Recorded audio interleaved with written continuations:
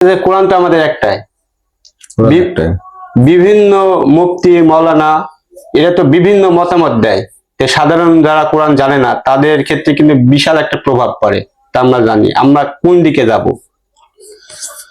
ধর্মের ক্ষেত্রে যে মতভেদ গুলা আমাদের সমাজে তৈরি হয়, এই মতভেদের পিছনে মূলত জটিল কোনো কারণ নাই। এর পিছনে মূলত কারণ হচ্ছে হিংসা এবং বিদ্বেষ।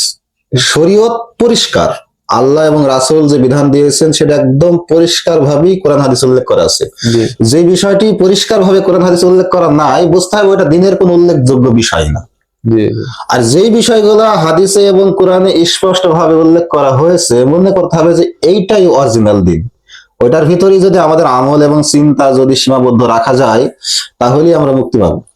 এবার যে বিষয়গুলো নিয়ে বিতর্ক হয়, এগুলো সবগুলাই স্থান কাল অবস্থার আলোকে ইজতিহাদি গবেষণামূলক মাসলা। তো এই সমস্ত ক্ষেত্রে আলোচনা থাকা স্বাভাবিক, আলোচনা থাকা ভালো। কারণ ইসলাম কারোর ব্যক্তিগত সম্পদ না যে তার ইচ্ছা মতন চলবে। আলোচনা থাকাটা ভালো, কিন্তু আলোচনার যে আমাদের বলার যে ভঙ্গিমা, এটা খারাপ। যে অমুক কাফের, অমুক ফাসিক, অমুক মুনাফিক, অমুক মূর্খ, এটা খারাপ। আসলে আল্লাহ সুবহানাহু ওয়া তাআলা কোরআনের ভিতর কারিমের ভিতরে বলেছেন যে ওয়া আমরুহুম শুরা বাইনাহুম, তোমাদের যাবতীয় কাজ হবে পরামর্শ ভিত্তিক। এই পরামর্শ ভিত্তিক কাজটা যদি আলেম সমাজ এক জায়গায় বসে যদি আলোচনা মত বিনিময়ের মাধ্যমে যদি সকল বিষয় সমাধান করার চেষ্টা করত, তাহলে এত বিশৃঙ্খলা হতো না। কিন্তু তারা কি করতেছে যে ওই নিজ নিজ জায়গায় বসে বসে যে যা বুঝতেছে সেটা বলতেছে, আবার আরেকজনা দূরে বসে সেই কথাটার ভুল ধরতেছে। আর মিডিয়ার যুগ হওয়ার কারণে একজনের কথা আরেক জায়গায় খুব দ্রুত ছড়াইতেছে। এটা নিয়ম না। এটা নিয়ম হচ্ছে যে আমাদের এক জায়গায় বসে বিভিন্ন বিষয়ে, যে সমস্ত বিষয় হাদিস কোরআনে পরিষ্কার করা নাই, সে সমস্ত বিষয়ে এক জায়গায় বসে সমাধান বের করার চেষ্টা করা, যে আসলে এটা সঠিক পথ কোনটা।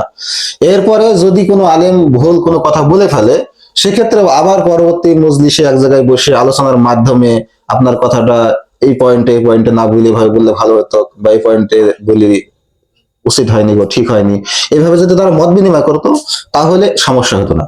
কিন্তু আমাদের অবস্থা হয়ে গেছে, আমাদের ভিতরে হিংসা বিদ্বেষ বেশি থাকার কারণে আমরা অন্যকে ছোট করার সুযোগ পেলে ওইটা আর হাতছাড়া করতে নারাজ।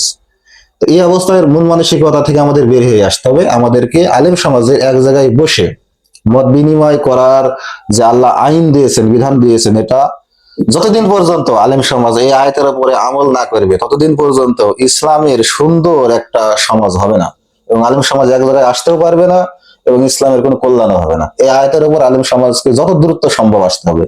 জো আমরুহুম শুরা বাইনাহুম।